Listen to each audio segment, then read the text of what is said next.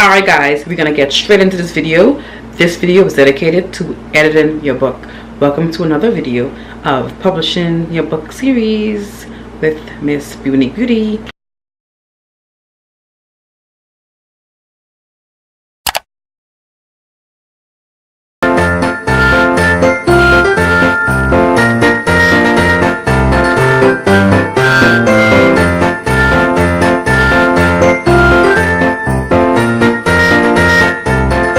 Guys, you are going to be the first editor of your book. Before you give it to an editor to look at, you must first edit your own book.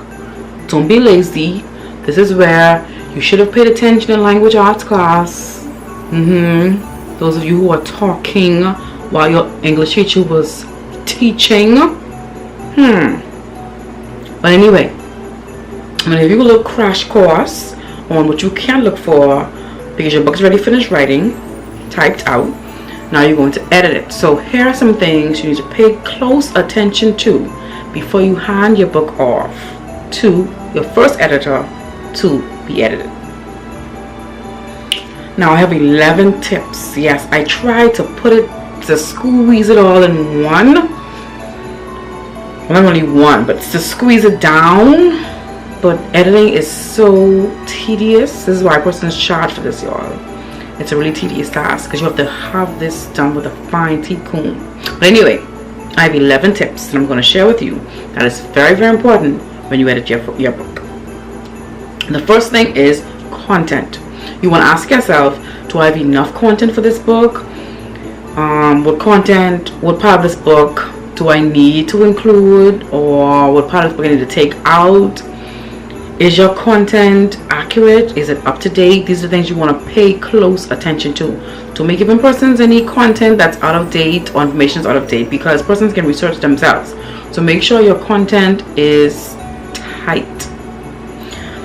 On the heels of content, you want to make sure your content is organized. Don't have your ideas all over the place. One idea here, one idea there.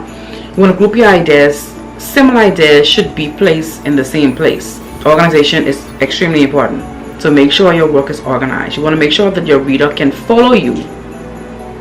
Literally follow you. Okay? The third thing is word choice.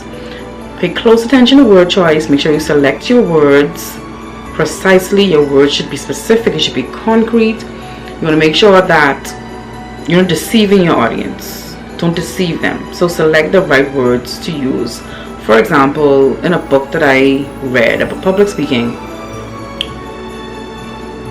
it was the words hit and smash. So hit is of a less damage than smash. So if you're describing something in an accident and you want to say the car hit, don't say it was a smash or the car smashed into the next car, because it's kind of deceptive. Okay, so unless you're trying to be deceptive, trying to be funny in your book, then try to make sure you select the right words to use. That's word choice.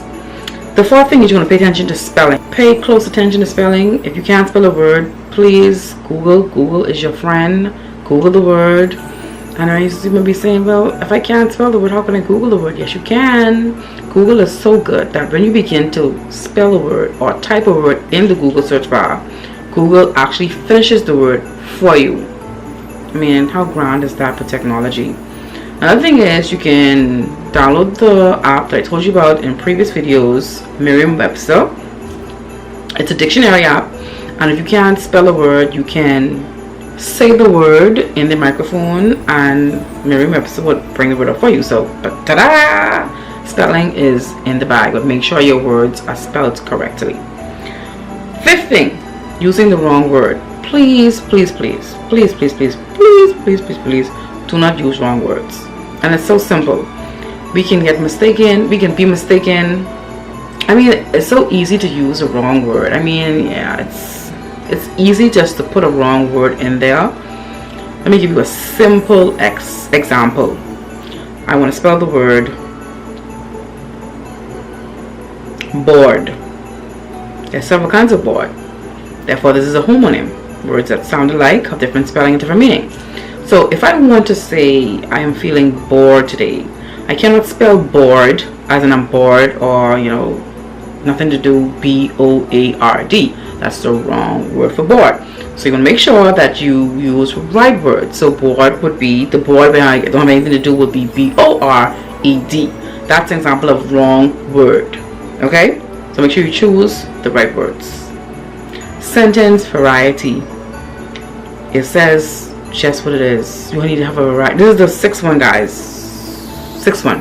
You need to have a variety of sentences in your book. If it's a novel, yes. If it's a children's book, not so much. So it all depends on the kind of book that you're writing. So let's just say it's a novel. What persons write novels?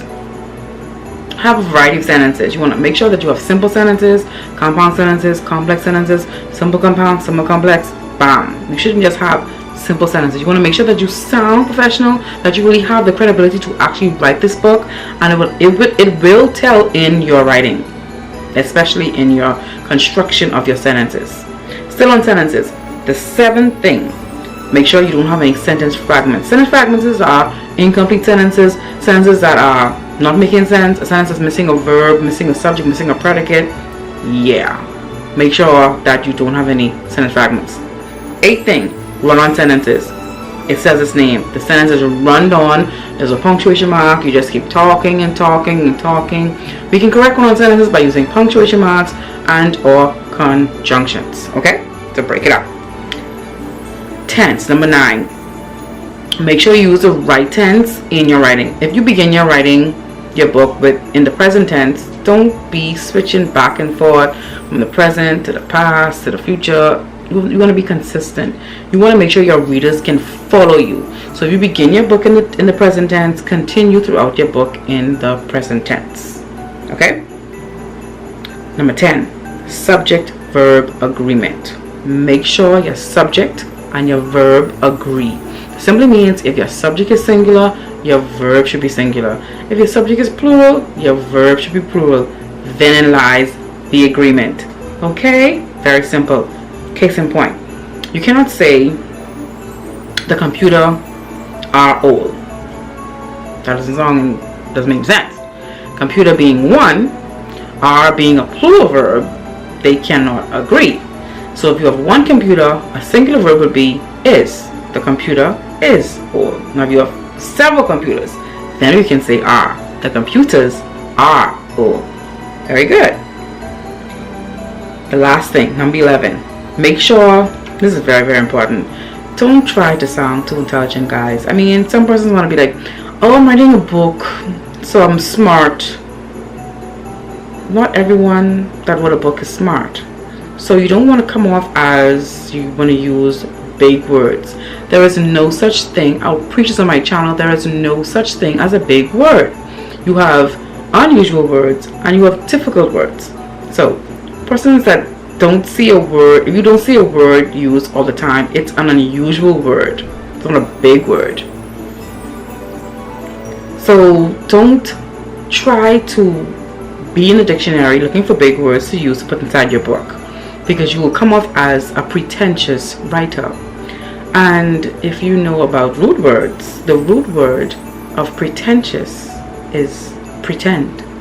You don't want to sound as though you're trying to sound so intelligent that only these persons can pick my book up and read my book. No. Your book is for an audience. It's for the world. So there should be something inside your book where everyone can identify and read. You don't want to make it so simple where it's like, kindergarten, ABC 1, 2, 3. No. But you want to make sure that your work can be understandable to every single audience. So don't pretend. Be yourself and just write. Okay, so these are the 11 tips on what you need to look for when you're editing your book. I'll go over them again. The first one is content. Second one is organization. Number 3 is word choice. Number 4 is spelling. 5 is wrong word. 6 is sentence variety. 7, sentence fragments. 8, run-on sentences. 9, tense. 10, subject verb agreement. And 11, do not try to sound intelligent. Be yourself. Now, if you need any additional assistance on editing your book, leave it in the comment section and ask me anything about that particular thing that you do not know or you're unsure of, and I will respond to you in the comment section. Or if you don't want someone to know your question because you're probably ashamed of your question, you can send me an email and I'll respond to you in an email. My email address is right here. It's beunique242@gmail.com. That's my YouTube email address, and my emails come directly to my phone, so I will get your email as soon as you send it and I will reply to you in your inbox. But that is it for this video, guys, about editing your book, our second step in our publishing our book series. If you have any questions, leave it in the comment section below and I will get to you as soon as possible. Thanks again for watching. I hope you are enjoying these series and this holiday festive season. I hope you are enjoying the vlogs as well. We're gonna have much more vlogs coming up in the coming days, so stay tuned. I love you guys. Subscribe, comment, like, and I'll see you guys in my next video. Bye, guys.